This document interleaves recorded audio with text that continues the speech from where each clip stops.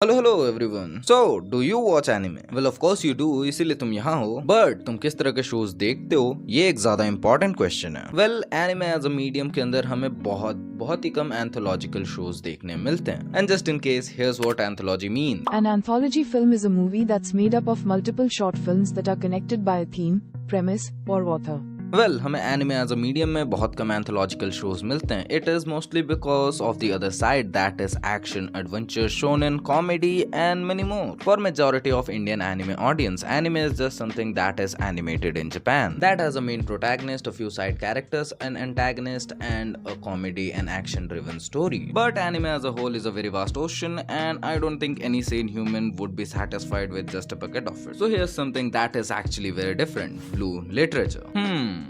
तो इसका प्लॉट क्या है? तो देखो, ब्लू लिटरेचर एक लीनियर पाथ को फॉलो नहीं करती है, एक लीनियर प्लॉट नहीं है इस शो का। And a linear plot is the representation of the story into a certain singular pathway. जहां पे ब्लू लिटरेचर इस चीज को फॉलो नहीं करती है, क्योंकि ये मल्टीपल नॉवेल्स को फॉलो करती है 12 एपिसोड्स में। स्टोरी की एक सिंगुलर सर्टेन डायरेक्शन नहीं है, therefore there are multiple pathways and multiple different stories. They do really consist of different well acclaimed Japanese novels, जैसे कि नो लॉन्गर ह्यूमन या फिर हेल स्क्रीम। यहाँ पे मल्टीपल स्टोरीज हैं and that is true, but ऐसा नहीं है कि ये मल्टीपल स्टोरीज सिमिलर स्ट्रक्चर पे वर्क करती हैं। इवन इनकी थीम्स भी बहुत अलग हैं एंड कैरेक्टर्स भी अलग हैं। More over, blue literature is a psychological thriller drama, जिसके 12 एपिसोड्स हैं जो कि अडेप्टेड हैं 6 अलग नॉवेल्स से, व्हिच मींस 6 अलग stories. And my favourite thing about the animes, ये बहुत अलग है। करेंटली बहुत सारे पॉपुलर एनिमेज के कंपैरिजन में ये अलग तो है ही, but it is different in a different way. As I said, ये 6 अलग नॉवेल से अडेप्टेड है, व्हिच मींस इसके अंदर 6 अलग स्टोरीज हैं। And the good part is every other story has a different art style. ये केवल डिफरेंट थीम्स को कन्वे नहीं करती हैं, rather they also look different. And इसी डिफरेंट आर्ट स्टाइल की वजह से हर नॉवेल अडेप्टेशन एक दूसरे से अलग दिखता है। एंड इतनी सारी डाइवर्स स्टोरीज होने के बाद भी हर नॉवेल अडेप्टेशन खुद में शाइन कर सकता है। And as I said, throughout the story हम different stories and different themes को फॉलो करते हैं। वेल इसी वजह से जहां पे तुम्हें एक स्टोरी देखने मिलेगी एक कंप्लीट कैरेक्टर ड्रिवन ड्रामा, वहीं पे दूसरी स्टोरी हो सकती है एक डार्क कॉमेडी। एंड या a healthy reminder, do not binge watch, क्योंकि मल्टीपल स्टोरीज हैं। इसी वजह से तुम्हें उन स्टोरीज को सेटल इन होने का टाइम देना चाहिए to properly enjoy it. I would suggest watching a singular story per day.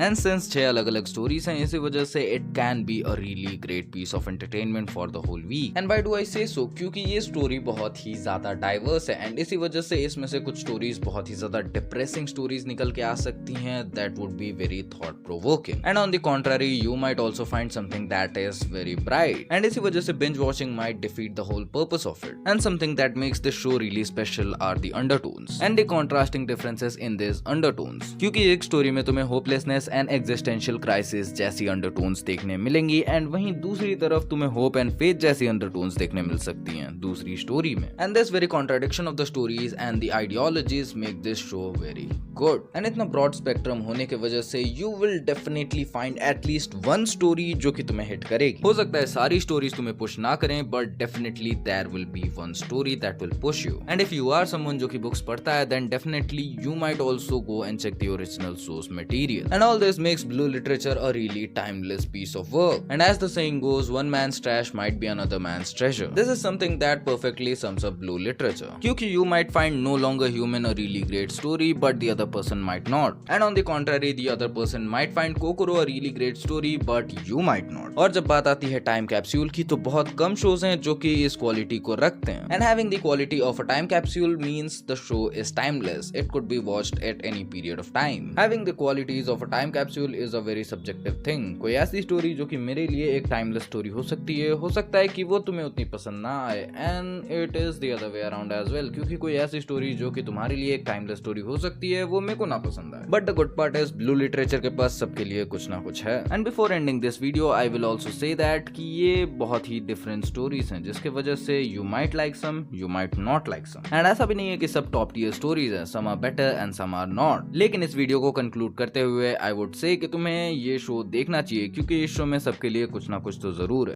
Okay, gang, that's it for now. Be sure to like and subscribe. And leave a comment. Yoo-hoo! I'm ready for my close-up!